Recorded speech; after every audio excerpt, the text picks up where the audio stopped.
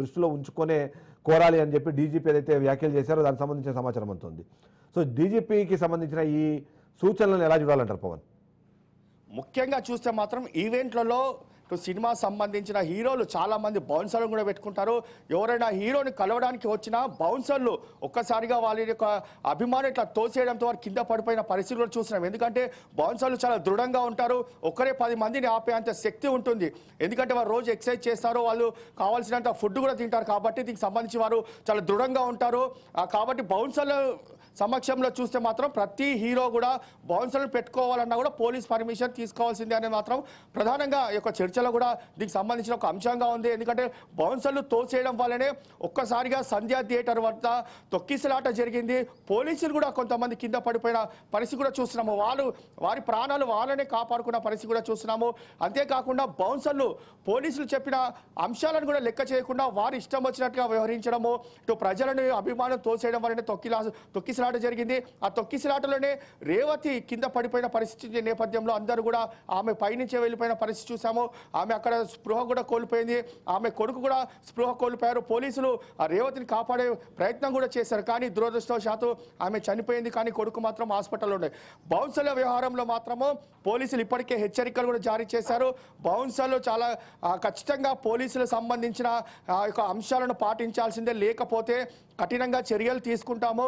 Bouncer వ్యవస్థనే పూర్తిగా మూసే విధంగా కూడా దీనికి సంబంధించి పోలీసులు మరికొన్ని రోజుల్లో ఈ యొక్క అడుగులు వేయాల్సిన పరిస్థితి కూడా ఏర్పడుతుంది. ఎందుకంటే బౌన్సర్లు ఇటు పబ్బులు కావచ్చు, ఈవెంట్లు కావచ్చు, ఇతర సంబంధించిన అంశాలపైన ఇటు సామాన్య ప్రజలపైన అనేక సార్లు దాడులు చేశారు. వారిపైన కేసులు కూడా నమోదయ్యాయి. కేసులు నమోదైన జైలు కూడా వెళ్ళొచ్చిన పరిస్థితి కూడా చూస్తున్నాం. కానీ వారి వ్యవహార శైలి మాత్రము భిన్నంగా ఉంటుంది. ఎవరి మాట వినరో. పోలీసులు లాస్ట్కి వస్తే పోలీసులు చెప్పిన మాట కూడా వినని స్థాయికి వెళ్ళిపోయిన పరిస్థితి బౌన్సర్లది. అందుకనే బౌన్సర్లకు సంబంధించిన నేపథ్యంలో ప్రతి ఒక్కరు కూడా చాలా కట్టడిగా ఉండాలి. ప్రతి ఒక్కరు బౌన్సర్లు పెట్టుకుంటే అది కూడా పోలీస్ పర్మిషన్తో లిమిటెడ్, 3 లేదా అంటే 4 సంబంధించిన కంటే ఎక్కువ పెట్టుకోవద్దు అనేది మాత్రం ప్రధానంగా ఇటు పోలీసుల నుంచి కూడా వచ్చిన వర్షన్ ఉంది. మొత్తానికి ఓవరాల్గా మాత్రము సినిమా సంబంధించిన ఈ యొక్క మీటింగ్లో మాత్రం చాలా కీలకమైన అంశాలను కూడా సీఎంతో పాటు ఇతర సంబంధించిన పోలీస్ శాఖ కావచ్చు, అంతేకాకుండా టాస్క్ ఫోర్స్ సంబంధించిన యొక్క పోలీసులు కావచ్చు, అనేక అంశాలను పైన ఇప్పటికే చర్చించి ఈ యొక్క సమావేశంలో ప్రతి ఒక్క అంశాన్ని కూడా సినిమా సంబంధించిన ప్రముఖులతో మాట్లాడుతున్న పరిస్థితి చూస్తున్నాము. ఎందుకంటే ఇంకోసారి ఇలాంటి ఘటన పునరావృతం అయితే మాత్రం చాలా కఠినంగా చర్యలు ఉంటాయి అనేది మాత్రం ప్రధానంగా పోలీసులు చాలా హెచ్చరికలు కూడా జారీ చేసిన పరిస్థితి కూడా మనం గమనిస్తున్నాము.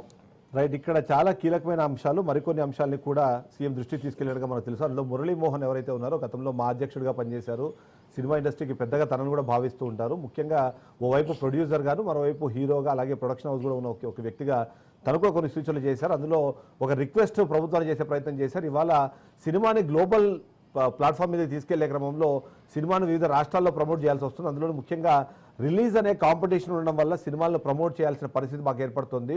అందులో భాగంగానే బెనిఫిట్ షోలు నిర్వహించినా, లేకపోతే ఆ బెనిఫిట్ షోలకు హీరోలు వెళ్ళినా కూడా అదే కారణం, అంతే తప్ప ఎలాంటి వేరే ఉద్దేశం లేదు అనే విషయాన్ని ప్రభుత్వం దృష్టికి తీసుకెళ్లే ప్రయత్నము మురళీమోహన్ చేసినట్టుగా మనకు తెలుస్తుంది. అందులో భాగంగానే ఇది జరిగింది. ఖచ్చితంగా సంధ్యా థియేటర్ ఘటన ఏదైతే ఉందో అది దురదృష్టకరము. అక్కడ మరింత జాగ్రత్తగా వ్యవహరించాల్సిన అవసరం అయితే ఖచ్చితంగా ఉండింది. బట్ అక్కడ తప్పు జరిగిపోయింది అంటూ క్షమాపణలు చెబుతూనే ఈ రిలీజ్ కాంపిటీషన్ అనే పదాన్ని తను వాడడం అన్నది అక్కడ ఒక ఇంట్రెస్ట్ క్రియేట్ చేస్తుంది. ఏదైతే సినిమా రిలీజ్ కాంపిటీషన్ కానివ్వండి, దాన్ని గ్లోబల్ ప్లాట్ఫామ్ మీద తీసుకెళ్లే క్రమంలో ఎక్కువ ప్రమోషనల్ యాక్టివిటీస్, ఈవెంట్స్ చేయాల్సిన పరిస్థితి ఏర్పడుతుంది. కాబట్టి ఇలాంటి ఘటన జరిగింది. కాబట్టి ఆ వైపుగా కూడా ప్రభుత్వం కొద్దిగా సానుకూలంగా స్పందించాలని చెప్పి తను రిక్వెస్ట్ చేసినట్టుగా మనకు ఒక సమాచారం అందుతుంది. ఇక అదే సందర్భంలో ప్రశాంత్ వర్మ, ఎవరైతే డైరెక్టర్ ప్రశాంత్ వర్మ ఉన్నారో, ప్రశాంత్ వర్మ కూడా కొన్ని కీలకమైన వ్యాఖ్యలు చేశారు. అందులో ముఖ్యంగా చూస్తే ప్రతి సంవత్సరం 200కు పైగా సినిమాలు షూటింగ్ జరిగిన రిలీజ్ అయ్యే సినిమాలు 100 మాత్రమే ఉంటాయి. అందులో 1-2 మాత్రమే సూపర్ హిట్ అవుతాయి. కాబట్టి సినిమా ఇండస్ట్రీ బతకాలి అంటే ఈ సినిమా టికెట్ల రేటు పెంపు కానివ్వండి, లేకపోతే ఇతరత్ర కార్యక్రమాలకు సంబంధించిన ఆ యాక్టివిటీస్ అనేది మాకు కీలకంగా మారబోతున్నాయి. వాటి వైపు కూడా మీరు కొద్దిగా దృష్టి సారించండి, మాకు కొద్దిగా సపోర్టివ్గా ఉండండి అంటూ ప్రశాంత్ వర్మ కూడా మాట్లాడినట్టుగా మనకు కనిపిస్తుంది. ఓవరాల్గా చూస్తే ఈ సినిమాకి సంబంధించి ప్రమోషనల్ యాక్టివిటీస్కి ఎవరైతే ఉన్నారో ఆ నిర్వాహకులే ఖచ్చితంగా దానికి సంబంధించిన జాగ్రత్తలు తీసుకోవాలని ప్రభుత్వం చేస్తున్న సూచనలు ఎలా చూడాలంటారు పవన్?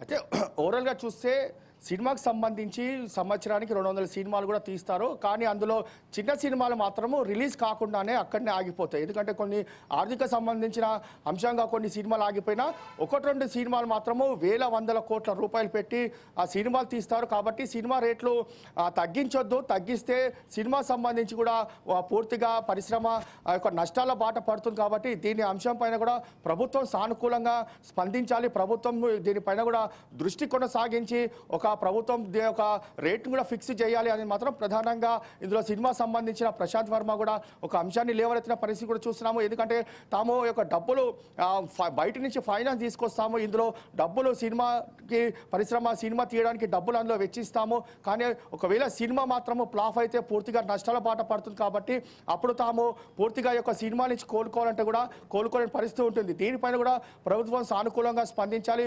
కేవలం పెద్ద సినిమాలకే కాకుండా చిన్న చిన్న సినిమాలకు కూడా ప్రభుత్వం దృష్టి కొనసాగించాలి.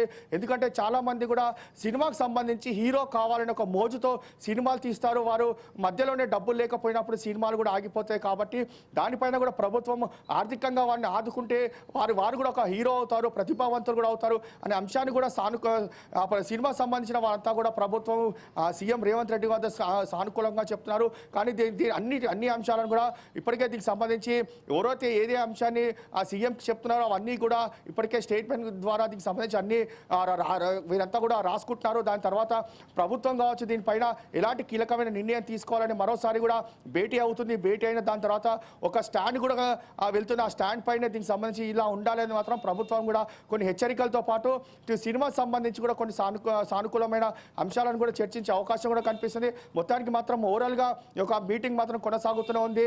అయితే బ్రేకింగ్ అవుతుంది. దాని ప్రకారము సీఎం రేవంత్ రెడ్డితో సినీ ప్రముఖుల భేటీ ముగిసినట్టుగా మనకు సమాచారం అందుతుంది. దీని ప్రకారం ఇప్పటికే వివిధ రకాలకు సంబంధించిన విషయాలు, ముఖ్యంగా ప్రభుత్వానికి సంబంధించి కొన్ని ప్రతిపాదనలు సినీ ప్రముఖుల ముందు పెడితే అదే సందర్భంలో వాళ్ళకున్న కష్ట నష్టాలు, వాళ్ళకున్న ఇబ్బందులను కూడా సినిమా ఇండస్ట్రీ సీఎం ముందు పెట్టినట్టుగా అర్థమవుతుంది. అందులో భాగంగా ప్రతి ఒక్కరూ వాళ్ళకు సంబంధించిన కష్ట నష్టాలు, అంతేకాకుండా ఈ ఘటనకు బాధ్యతలు కానివ్వండి, ఈ ఘటన జరగడానికి కారణాలు కానివ్వండి, చాలా క్లియర్గా సీఎం రేవంత్ రెడ్డి వాళ్ళకు వివరించినట్టుగా మనకు తెలుస్తుంది. ఇందులో తప్పెవరిది అనే విషయంపై చాలా పెద్ద స్థాయిలో దేశవ్యాప్తంగా చర్చ జరిగింది. పోలీసుల లేకపోతే అల్లు అర్జున, ఎవరిది కష్టమో ఎవరిది తప్పు జరిగింది అన్న విషయం పైన జరిగింది. ఆ డిస్కషన్ కూడా ఉంది. సో ఇదే విషయం పైన మనము మరింత సమాచారం తీసుకోవడానికి రత్నకుమార్ లైవ్లో సిద్ధంగా ఉన్నారు. రత్నకుమార్, ఏదైతే సీఎం రేవంత్ రెడ్డితో సినీ ప్రముఖులకు సంబంధించిన భేటీ ముగిసింది అని మన సమాచారం అందిన నేపథ్యంలో ఏంటి అక్కడ లేటెస్ట్ అప్డేట్స్ ఏంటి? Present almost